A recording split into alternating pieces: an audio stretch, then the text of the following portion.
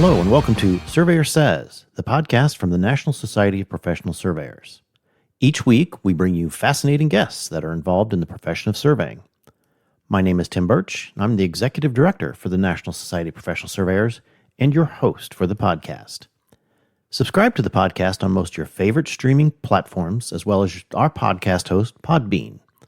For more information about the podcast and NSPS, please visit our website, nsps.us.com. So, without further delay, here's our next episode of Surveyor Says, the NSPS Podcast.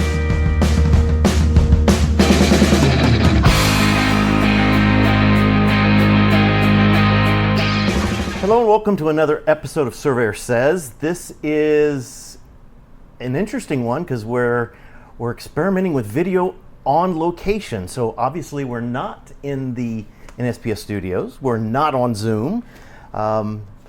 But I'm in here in Las Vegas at the Western Regional Survey Conference with our good friend Gary Kent. And bottom line is we've got more ALTA NSPS land title survey standards to talk about in revision for 2026.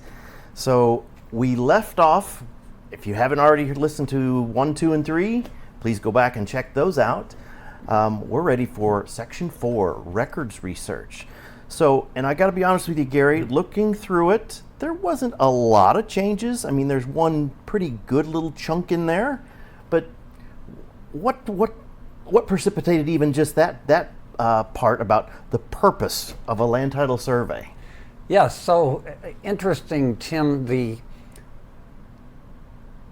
There are some portions of the new standards that look like they're major changes. Right. A bunch of stuff marked out in red and a bunch of stuff underlined in blue. Well, what happened was some of those sections had a lot of changes. There were cross-outs and there were underlines and there were stuff moving around.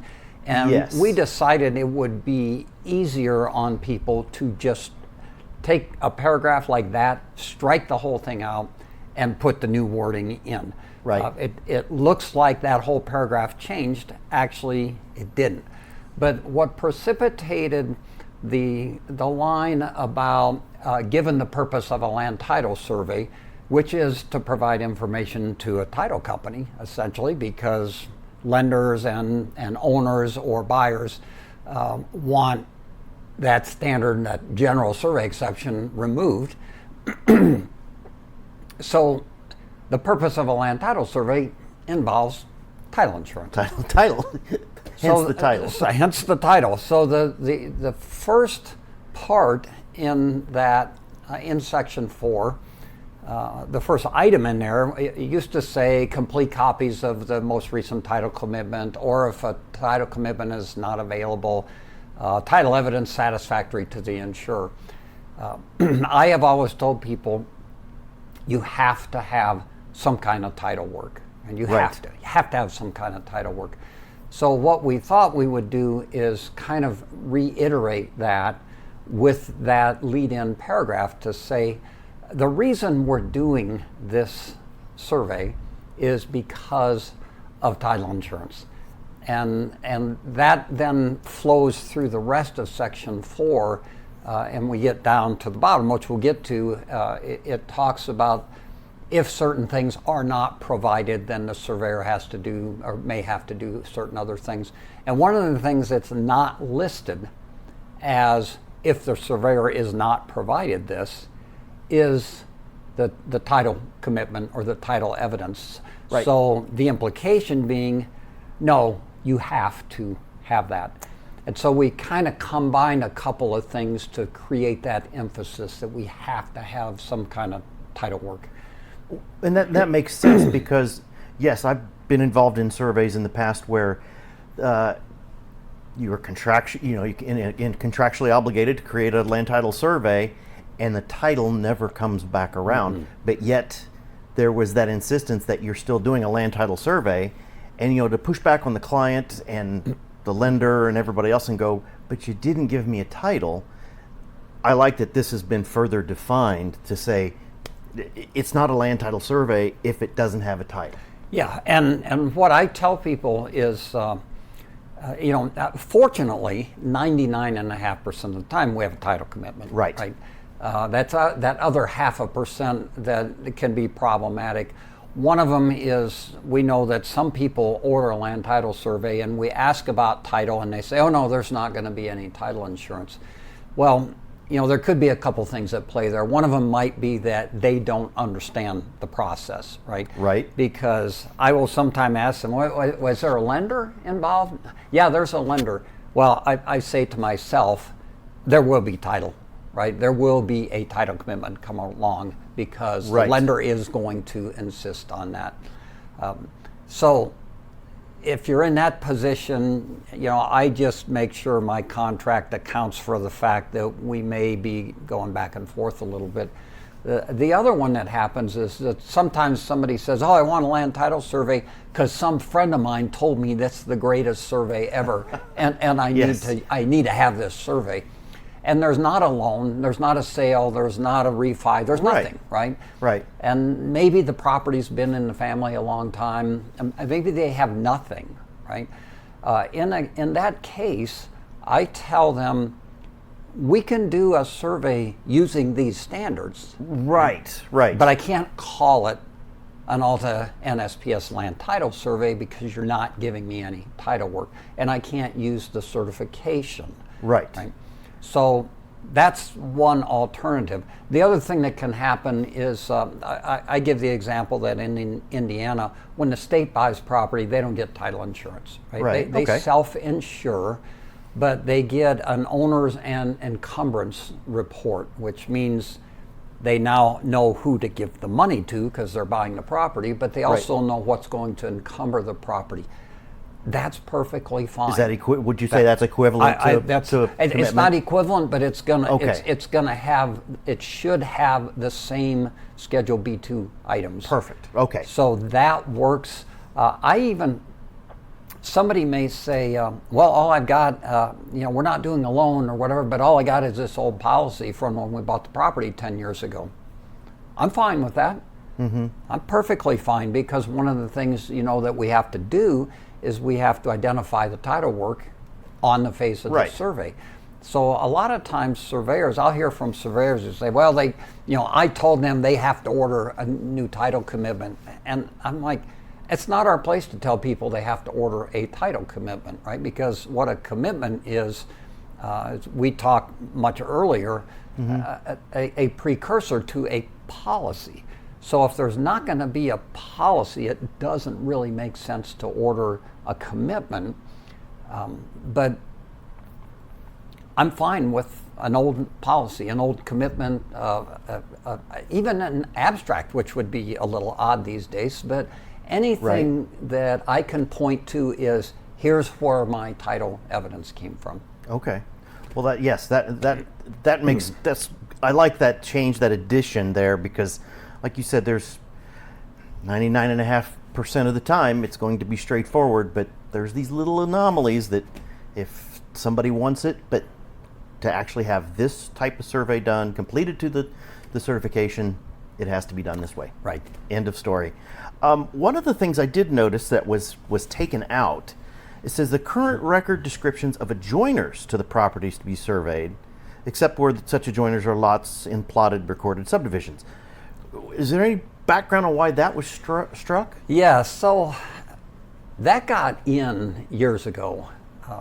ALTA's, what we would call executive director, like you, was called executive vice president. His name was Jim Maurer, and he had a real strong interest and understanding in the standards. And so when we had work group meetings, he was always there on behalf of ALTA, along with their other members of the committee or of the work group.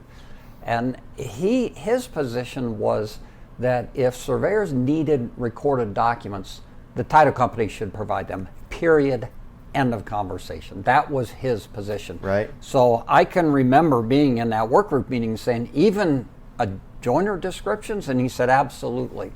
So we put that in there. Well, the background is that, especially if you're in an urban or suburban area, they don't ever do that. Right.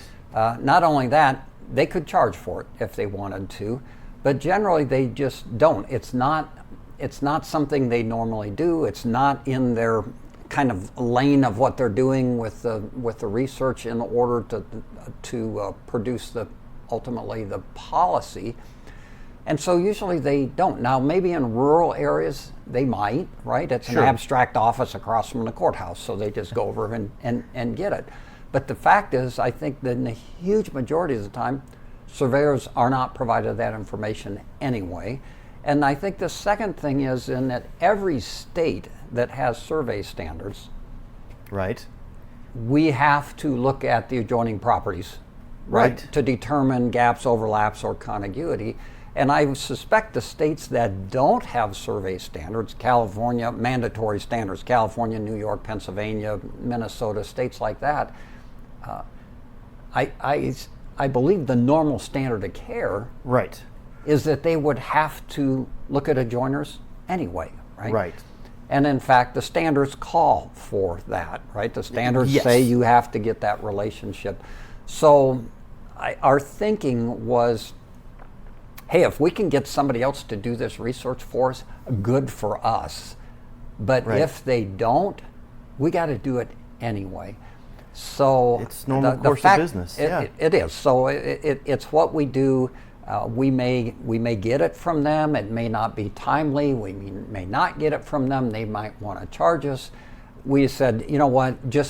Let's just throw that back to really where it belongs, which is with the surveyors. Okay. So that's why that was stricken. Well, and that makes sense. Like I said, I know sometimes when people look at these, like you just said with the other ones, there was so many little changes. Strike, rather than strike the whole thing, or strike just a little bit, add this chunk. But then that one, there's always a little subtle reason to it, and people don't need to read more into it than there really is. No, and it's a really good point, because as you know, we often make little subtle changes that in fact even don't really have any grand meaning behind them, but people read it and they're like, oh my God, what's going on here? And so I think it's always good to share stuff like that so people understand the context. You got it. I think there, really, other than just a couple little additional clarification notes, Section 4 was records research was, like I said, I think the addition was spot on myself, and otherwise I think it's pretty well defined and finished up. Yeah. Now, the last paragraph in Section 4, we did have a couple changes. We said if the information provided in B and C above, which I mentioned a few minutes ago, does not list A, which is the title work. We need the title work. But it does say if the stuff in the materials, the requirements of section or part B and C above are not provided, or if quasi-public or what's the other phrase? It says, non-public, quasi-public. Non-public, quasi-public or non-public documents. And then we gave examples of those, because sometimes people say, what are you talking about, quasi-public or non-public? Well, non-public would be private, right? Right. And we put an example there of railroad plans. If you need a valuation map. They're technically private. They're private unless it happened to be an Amtrak track, which is kind of quasi-public. Right. And then we provided an example of quasi-public being highway plans, right?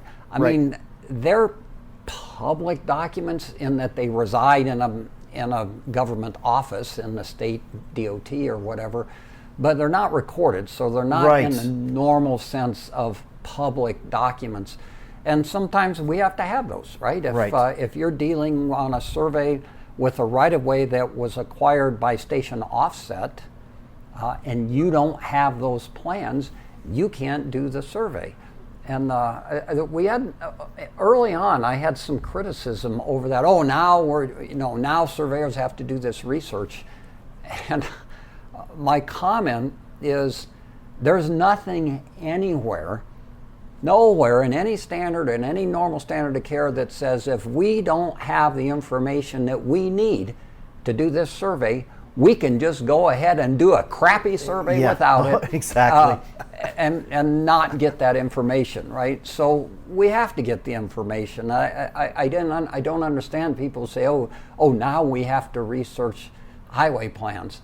Well, they're not recorded. The title company doesn't have them. We got to go get them. And if we need them, we need them. And if you don't have them, you can't do the survey. Right. And so that's kind of what we were getting at there. Oh, exactly. And I guess that's the interesting thing I find, the most fascinating is that people do want to nitpick this and say, well, they got to give this stuff to me. But if this was just like you said earlier, a normal run-of-the-mill boundary survey that was, a little higher standard, these are the things you would have to do anyway. Yeah. And that's part of your due diligence. That's part of your duty. Yeah, absolutely. So that's it. And it's really, I won't say it's sad that we have to define it, but it has to be defined. It does, and we, as you know, we get criticized, not a lot, but there are some things people will say, well, you didn't define this. Like, well, some things are hard to define, and I'm talking mostly, we'll talk about it in section 5. Right. Talking about certain requirements that we kind of throw out there generically, and people will say, surveyors will say, well, what is, as we're going to get to, what is in close proximity? Is that 10 feet or is that whatever? And we can't define that because if we say that it's 50 feet and it's 51 feet, you don't have to get it. Right. So some things just have to be left to what really ends up being the normal standard of care. Right.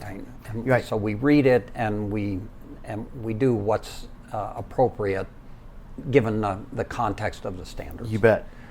So want to jump into section 5? Sure, absolutely. Field work. Right off the bat, striking the word survey and putting in field work must be performed using practices generally recognized as acceptable by the surveying profession for the purposes of this type of survey, ALTA, NSPS land title survey.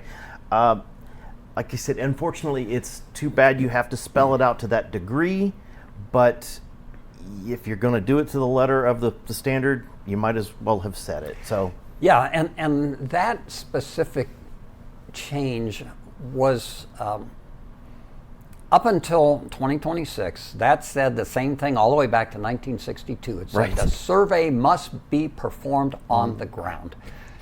And the work group, particularly the surveyors in the work group, said essentially, I don't know what that means anymore, on the ground, right? I know what it meant when we were doing the survey in 1962 with a transit and a tape.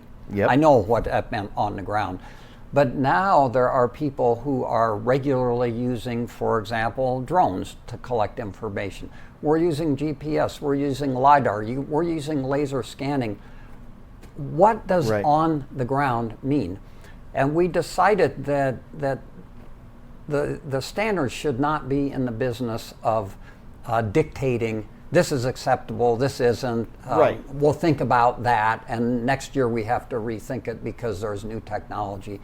And hence the new phraseology, which is we just said, if it's acceptable to the surveying profession for purposes of a land title survey, it's acceptable in the context of the standards. Right, and that makes sense. I mean and it's just, I guess it's clarifying that they do have to be practices that it's acceptable. It's not taking your little laser, your little laser measuring thing, and it's 50.2 feet to the property line over there. No, it's done by a surveyor using acceptable means. Yeah, and I'm really happy with how we did that because that should stand the test of time. I think so too. As things change over time, hey, if people start using some new technology and that's the way surveyors are attacking land title surveys, then good, we've got it covered. Yes, exactly. The next one with monuments, and this, I've had several people ask me this, and the addition of the location size, in addition to the location size character, the wording including the relationship to the surface of the ground. And I'm not sure why people are having issues with that. I guess I was just, in my own practice, maybe I didn't say it was sticking up 6 inches, but I would say 4 inches below the ground, whatever. But I think this, by having this in here, it makes me think that, I should have said 4 inches above the ground. That's the one I've accepted. That's the physical condition that it was found. Right, and that I had some criticism over that change too, which I really don't understand. So we've got a lot more work to do now, and yeah. I'm afraid when I had that comment, I had a rather flip answer because it annoyed me, honestly. Right. And I said, well, I know that if you dig down 18 inches to find that 1-inch iron pipe, I know it takes 2 seconds to stick a ruler in there and see that it's 18 inches deep. And it takes 3 extra seconds when you're doing the drawing to say 18 inches below grade. So sorry for that extra time. But someone had, the person, I don't know if it was the same person, but they asked me, what does that have to do with title? And because we go back to section 1, which we talked about a couple podcasts ago, we said the whole set of standards except table A has to do with title, right? Title insurance. Right. And somebody asked, well, what does above and below grade have to do with title? And I said, it absolutely does, because part of a land title survey is a boundary survey. You can't show features in relation to a boundary unless you know where it is. So a land title survey is a boundary survey. And if we're doing an original survey, we want to leave footsteps because the person following us in 20 years has a distinct job to follow in our footsteps. If we are doing a retracement, we are trying to follow in someone's footsteps. And footsteps include location, character, type of monument, and relation to surface of the ground. I give an example. I was hired this past year as special master in a court case. It had been filed in 2012, 13 years ago at the time, and the judge did not know what to do with it. So the judge wanted his own surveyor.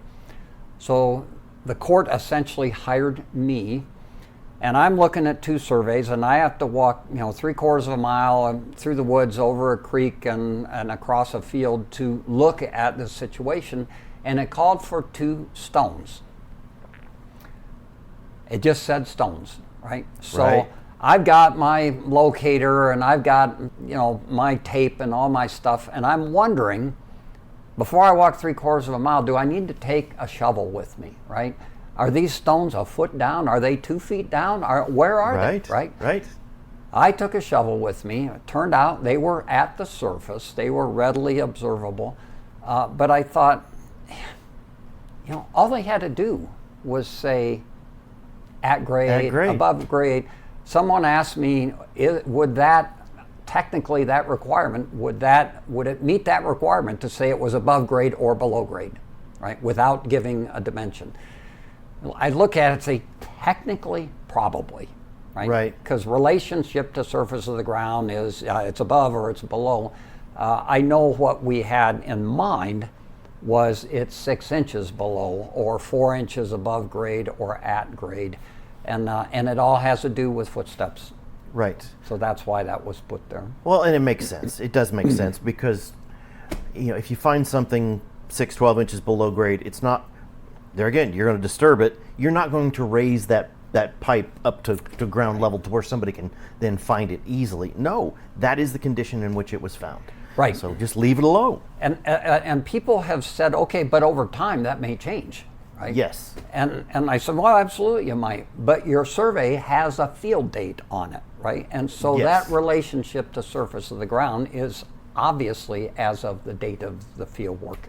Yes. Which is one reason that we require field date in the certification. Exactly. Snapshot in time. That's perfect. Yes.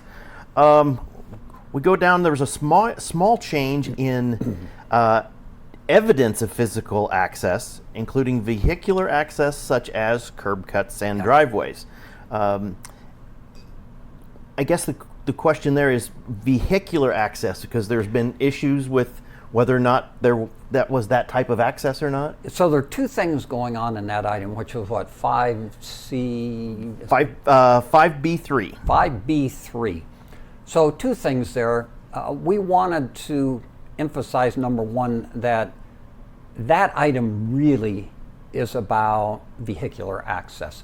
The next item, Romanesque 4, talks about other means of access. Right. So we haven't totally, but we've tried to indicate that Romanesque 3 is really focused on vehicular access, curb cuts, driveways, and 4 is thinking more about, I don't know, sidewalks or paths crossing, that sort of thing. So that's one thing we did with Romanesque 3. The other thing we did, though, is that was the only requirement left in the field section, that the burden on the surveyor was not to locate this feature if we observed it in the process of conducting the fieldwork, which is the burden throughout Section 5. Right. It's a pretty low burden, right? If we observed it, we show it. That's not provide the physical evidence or the visible evidence, because there could be physical or visible evidence, but we didn't observe it, right? Right.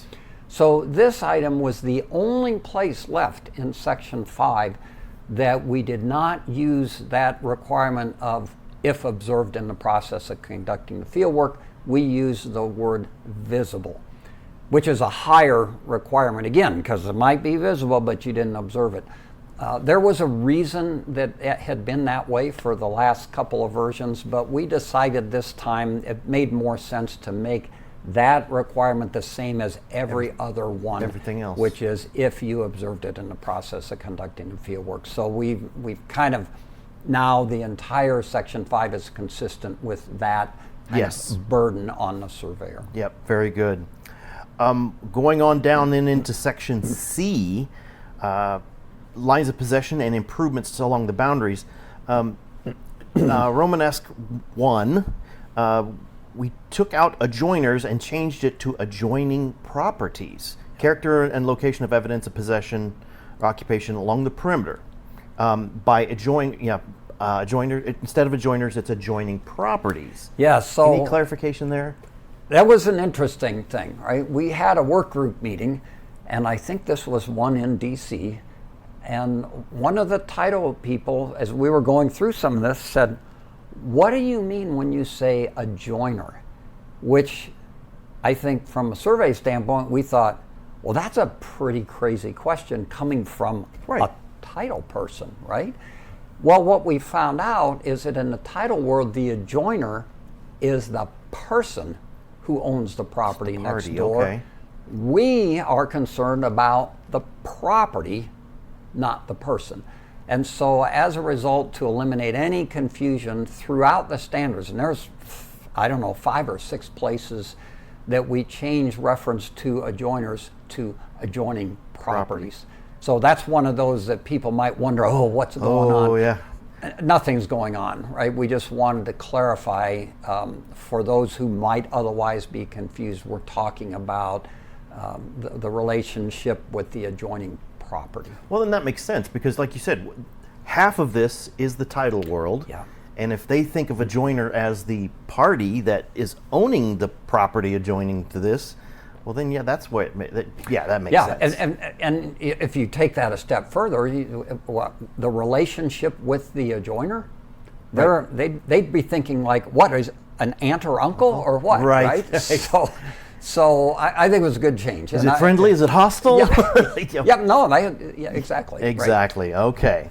And it goes on to add to that, observed in the process of conducting the fieldwork, regardless of the proximity to the perimeter boundary lines. So what we had found was that some surveyors, because if you go down, I think to the next subsection there, it talks about locating improvements within 5 feet on each side of the boundary. And some surveyors thought that if the evidence of possession was more than 5 feet away, they didn't have to locate it. That is patently not true. We have to locate anything that we observe that indicates evidence of occupation or possession, regardless of where it is. I did a survey one time, the line of occupation was 165 feet from the written title line. Now, in the end, it turned out that the written title had got messed up, so it was incorrect. But our survey helped raise that issue. Right. I talk about the case Curtis Brown testified in California back in the late 70s, where the line of possession was 230 feet from the written title line.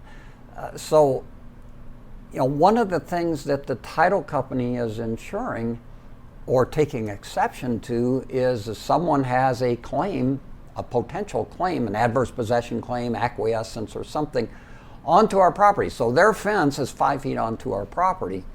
All right, that's an easy one. But if their fence is 100 feet onto our property, right, well, then I don't need to worry. Yeah, I need to worry about it if it appears that they are occupying that area. Right. So this is one that, an example of one where people have said, well, what does that mean? 100 feet, 50 feet, 200 feet, like it's whatever it is, right? Right.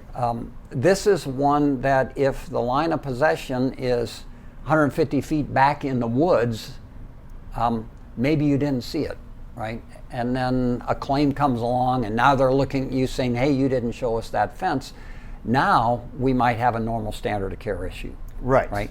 Like, well, we don't usually go cutting through the kudzu in rural Georgia looking for a fence that might or might not be 150 feet into the woods, because I had no reason to be out there, right? It's not even anywhere in the vicinity. So, that's an example of where we have a standard that's very succinct, but normal standard of care can come into play. And then what would happen is the other side is, our side is going to have Tim come in and another local surveyor and say, no, I absolutely would not have seen that. And then the other side brings somebody in who says, oh no, we go cutting through the kudzu all the time looking for stuff that might not be there. Right. And then the court's going to decide. And the court will decide. Right. So we could not attach a number to that. But what we were trying to address was the concept that, I don't have to worry about it if it's more than 5 feet away. Right. No, and I like the language of it and the way it reads. I mean, regardless of proximity. I think a competent, rationally thinking surveyor is going to use the standard of care anyway. So, but it's good that it's spelled out a little bit more. You did say also a little bit of a change in the next Romanesque 2, the location of utility poles, or utility features, excuse me, because it's not always just poles. No, so what was going on there is last time we messed things up, we didn't mess them, we kind of confused things a little bit, because as we find here, we go another couple sections, subsections, we are supposed to, under the standards for the last, I think, 3 versions, show all utility features on the property or off the property but within 5 feet. And last time in 2021 we got that a little bit, create a little confusion with that. And so with this comment here we said, well, you need to look at section, was it 5E4, I think, with evidence of utilities. Evidence of utilities in section 5E4. And when we go to 5E4, we find that it says surveyors have to locate any evidence of utilities on the property or off the property, but within 5 feet, except utility poles, which we have to locate if they're on the property or off the property, but within 10 feet. And the reason for that is it's not a very long cross arm on a utility pole that extends more than 5 feet from the pole. Right. So that's why, and so that's that item up there in that 5C2. 5C2, yep. Is merely taking us back to 5E4 to clarify the 5 feet and the 10 feet. Very good. Let's just jump into 5E, easements and servitudes. Looks like really what you've done there is, at least for well 1 through 4, is that you've almost just put a title in there. Yeah, we thought really that, to stand out. Yeah, we thought it would be helpful to make it clear what each of, there's 4 sub-items there. It's 5E, Romanesque 1, 2, 3, and 4. Mm-hmm. We thought it would be helpful to make it clear what exactly is each of those items talking about. So Romanesque 1 is talking about evidence of easements for which we have documentation. And normally those are the ones that are in Schedule B2 of the title commitment. There might be something else that we stumble across. But I have a gas line easement, and there's a gas line marker. I need to locate that, right? I have a documented easement for ingress egress. I need to locate the driveway. I have a documented easement for electric line. I need to locate the poles of that electric line. So that's what that one is talking about. Romanesque 2 is talking about evidence of easements that we do not have anything to support that being, right? The driveway cutting across the property, we got no easement for that driveway to be there. Undocumented use. That row of utility poles, which many of us have seen, cutting across the property, there's no easement for it, right? And so that header says, evidence of easements, I think evidence of undocumented use, prescriptive easements. Undocumented use, and what we're really talking about from a title standpoint is prescriptive easements. Now the requirement doesn't use the term prescriptive easement. Right. Because we don't want that we don't want surveyors to be burdened with having to decide if something is a prescriptive easement. But we put it in the header because that rings a bell with Generally, that's where we're looking at. Right, and so the requirement is use by others, right? That is undocumented. So that's what Romanesque 2 is talking about. Romanesque 3 is evidence of underground easements. Technically, that would be covered by 1 and 2 because I've either got a documented underground easement or I don't. But we wanted to continue, we even talked about taking that out this time, but we wanted surveyors to continue to think about what might be underground, especially with respect to seeing things like a vent, right, for an underground tank, or some sort of filler thing for an underground tank. Utility markings, right, that I don't know anything about it. We're going out to do a survey and it looks like somebody marked utilities 2 months ago, right? Well, if there's a row of flags or a row of paint, it doesn't mean there's a utility there, but there might be, right? And so that's an example of things that we would be looking for under Romanesque 3.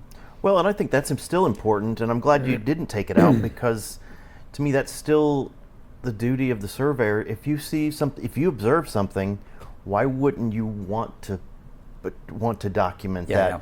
Because I think going back to your story of the $1 million manholes and things, that's something that we should still be wanting to make sure that we cover that.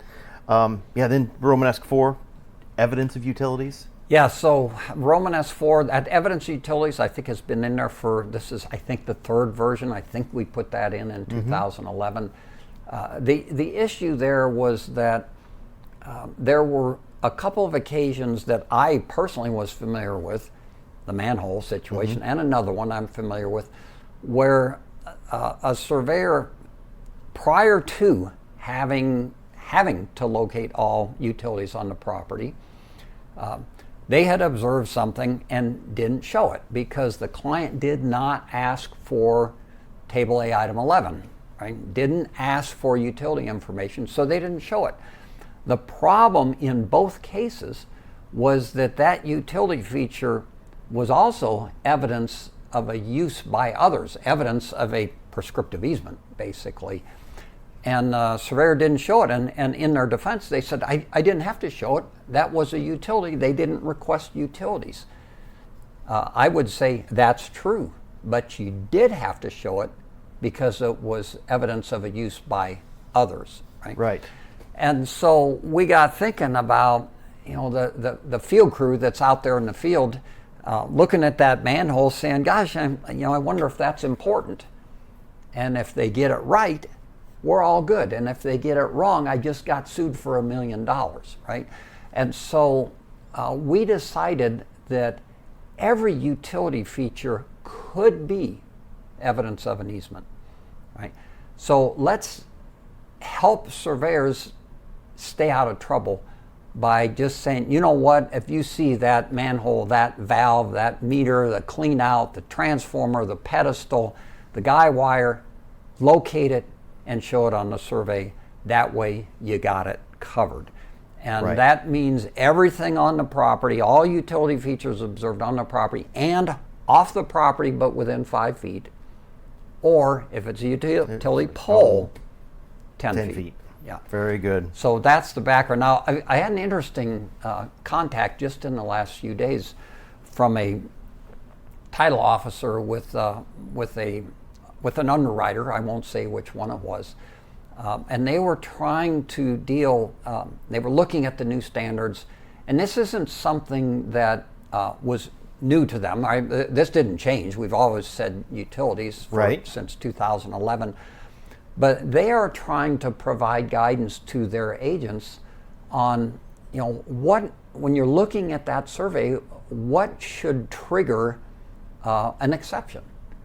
Right? For them, for the title company to write an exception. We know that if we show a row of utility poles and there's no easement, they're going to write an exception for that. And their exception is going to basically say something like they're taking exception to any easement that might be associated with those poles. Right? Because chances are, if those poles are there, there's going to be a prescriptive easement.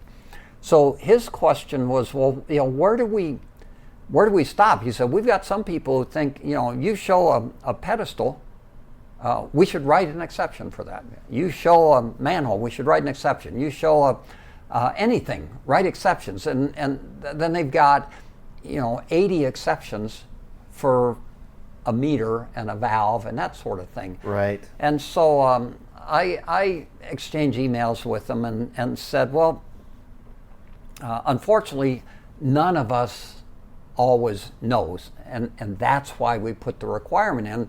And what we've done essentially is shifted the burden from the surveyor to decide if this is an issue, shifting that burden over to the title company for them to decide if it's an issue that they need to take exception to.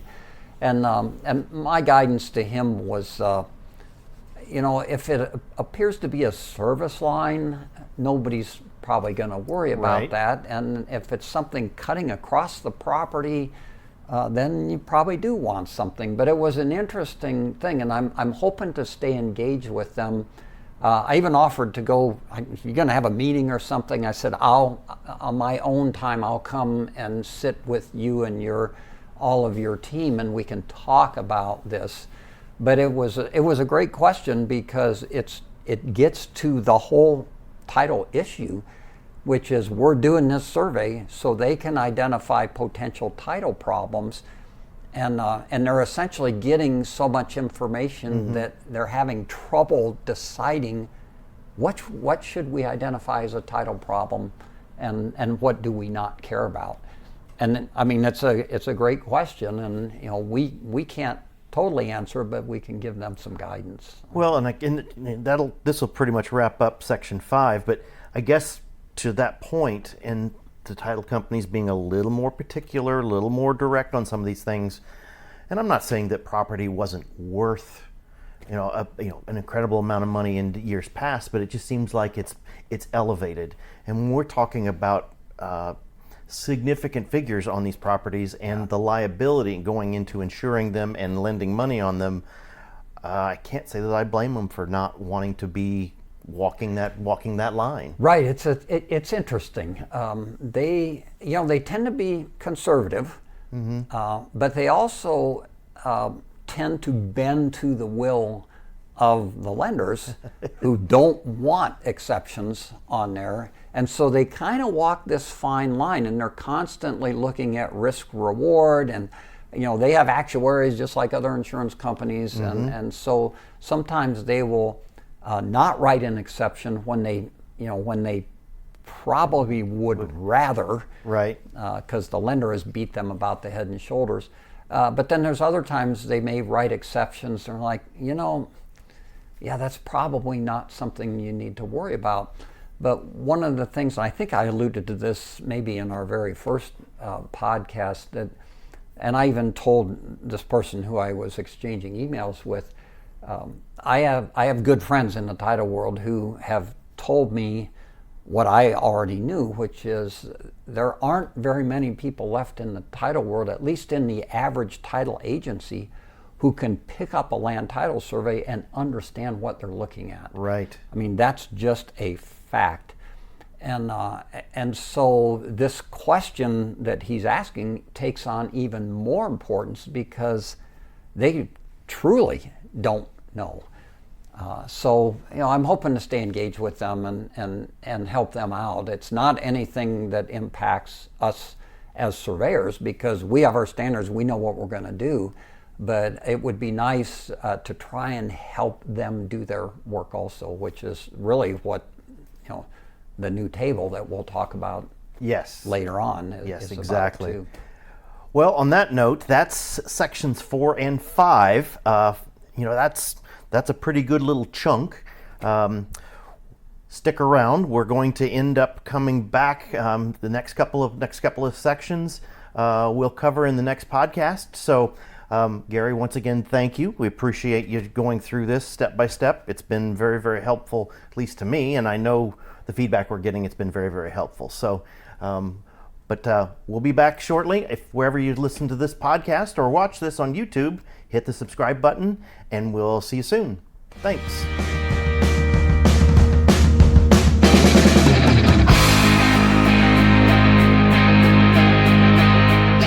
You've been listening to Surveyor Says, the NSPS Podcast, brought to you by the National Society of Professional Surveyors.